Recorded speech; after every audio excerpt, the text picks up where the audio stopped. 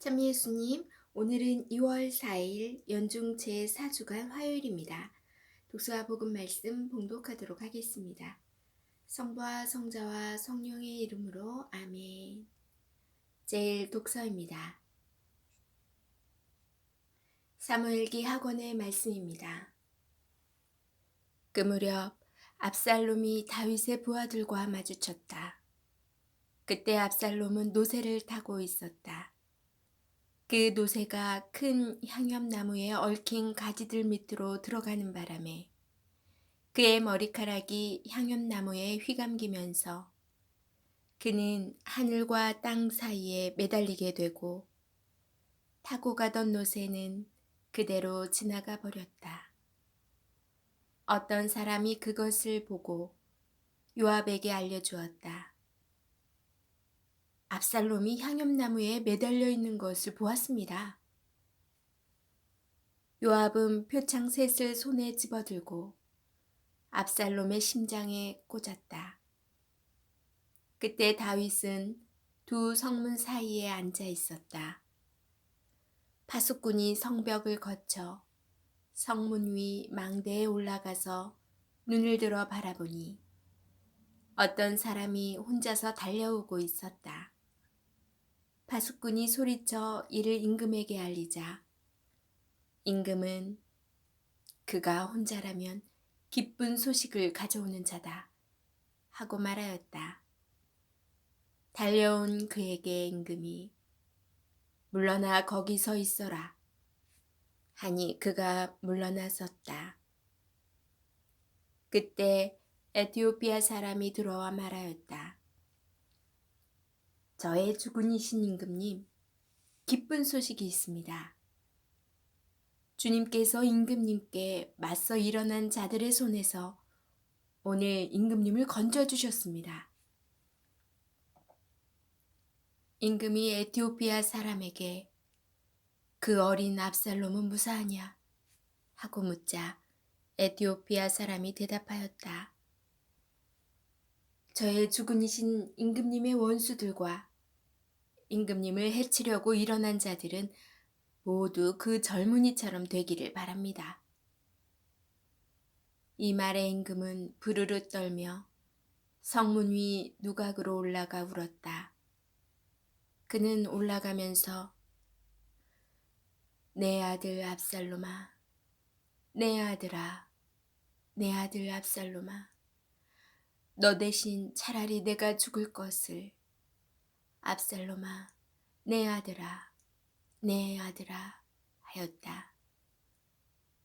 임금님께서 오시니 압살롬의 죽음을 슬퍼하신다는 말이 요압에게 전해졌다. 그리하여 모든 군사에게 그날의 승리는 슬픔으로 변하였다. 그날 임금이 아들을 두고 마음 아파한다는 소식을 군사들이 들었기 때문이다. 주님의 말씀입니다. 하느님 감사합니다. 복음 말씀입니다. 마르코가 전한 거룩한 복음입니다. 그때 예수님께서 배를 타시고 건너편으로 가시자 많은 군중이 그분께 모여들었다. 예수님께서 호숫가에 계시는데 야이로라는 한 회당장이 와서 예수님을 뵙고 그분 발 앞에 엎드려 제 어린 딸이 죽게 되었습니다. 가셔서 아이에게 손을 얹으시어 그 아이가 병이 나 다시 살게 해주십시오 하고 간곡히 청하였다. 그리하여 예수님께서는 그와 함께 나서시었다. 많은 군중이 그분을 따르며 밀쳐댔다. 그 가운데 12해 동안이나 하여라는 여자가 있었다. 그 여자는 숱한 고생을 하며 많은 의사에게 손에 가진 것을 모두 쏟아부었지만 아무 효험도 없이 상태만 더 나빠졌다. 그가 예수님의 소문을 듣고 군중에 섞여 예수님 뒤로 가서 그분의 옷에 손을 대었다. 내가 저분의 옷에 손을 대기만 하여도 구원을 받겠지? 하고 생각하였던 것이다. 과연 곧 출혈이 멈추고 병이 나은 것을 몸으로 느낄 수 있었다. 예수님께서는 곧 당신에게서 힘이 나간 것을 아시고 군중에게 돌아서시어 누가 내 옷에 손을 대었느냐 하고 물으셨다. 그러자 제자들이 예수님께 반문하였다. 보시다시피 군중이 스승님을 밀쳐대는데 누가 나에게 손을 대었느냐 하고 물으십니까? 그러나 예수님께서는 누가 그렇게 하였는지 보시려고 사방을 살피셨다. 그 부인은 자기에게 일어난 일을 알았기 때문에 두려워 떨며 나와서 예수님 앞에 엎드려 사실대로 다 아뢰었다. 그러자 예수님께서 그 여자에게 이르셨다. 딸아, 내 믿음이 너를 구하였다.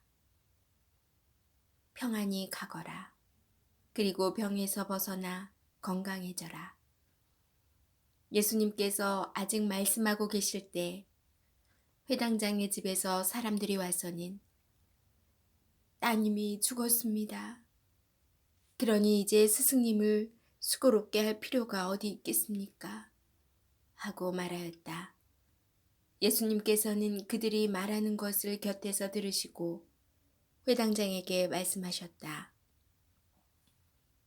두려워하지 말고 믿기만 하여라. 그리고 베드로와 야고보와 야고보의 동생 요한 외에는 아무도 당신을 따라오지 못하게 하셨다. 그들이 회당장의 집에 이르렀다.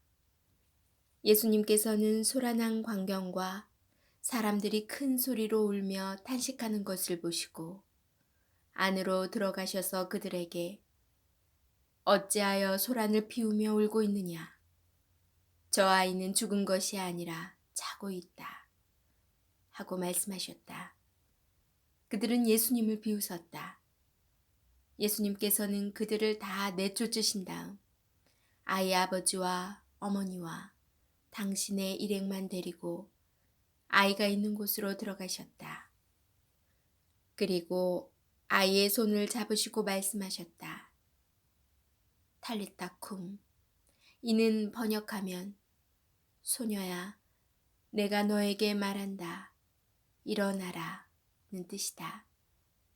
그러자 소녀가 곧바로 일어서서 걸어 다녔다. 소녀의 나이는 12살이었다. 사람들은 몹시 놀라 넋을 잃었다.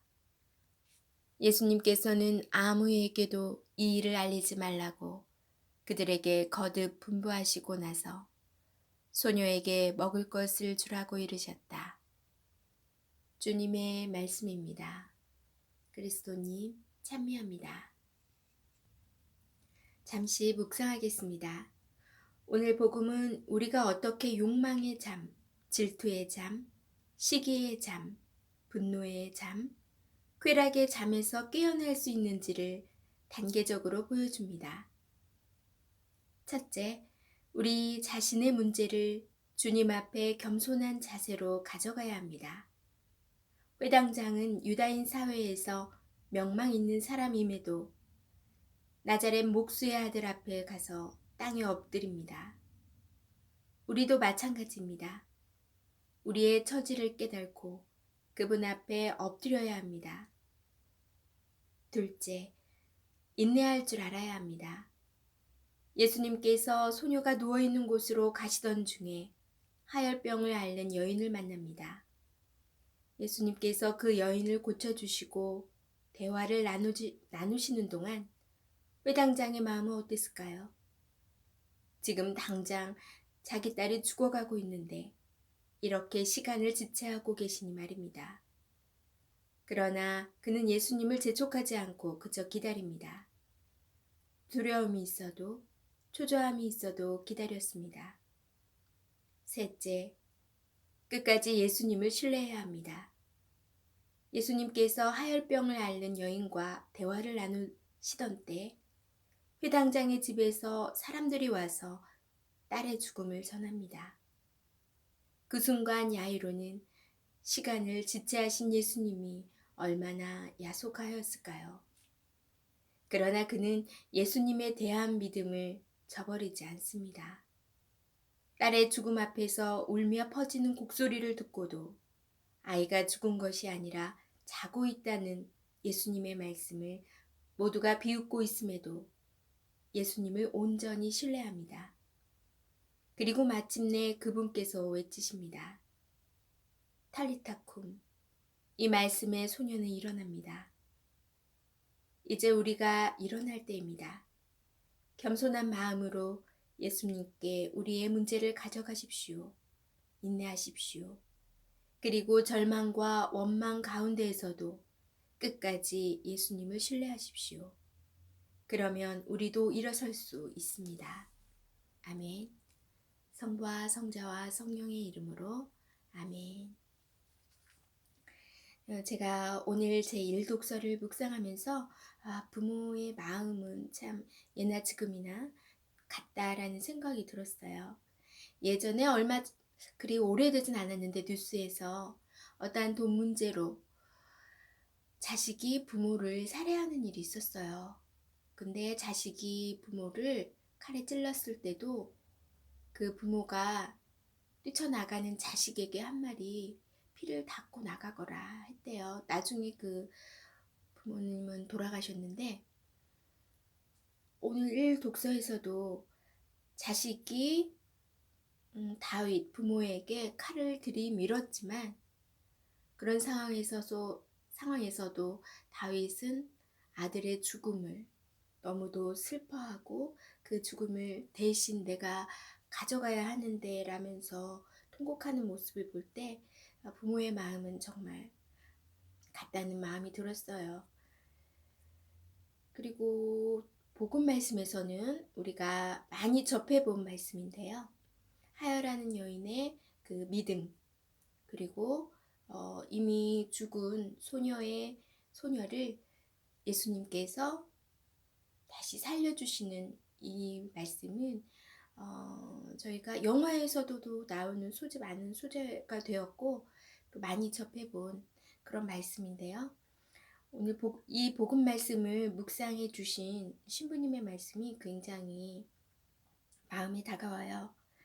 우리가 예수님께 향해야 되는 단계, 우리가 자고 있는 이 신앙을 깨워야 하는 단계, 꼭 기억해야 되는 단계 다시 한번 짚어보면서 오늘 묵상을 마무리할 거예요.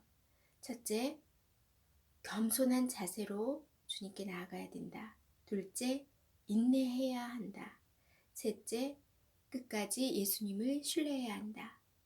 우리가 어려운 상황 속에 있어도 날마다 상처받고 정말 힘든 삶의 무게에 뒤눌릴 때에도 이 세 가지 말씀, 늘 겸손한 자세로, 인내하는 마음으로, 끝까지 신뢰하는 마음으로 주님께 나아가야겠습니다.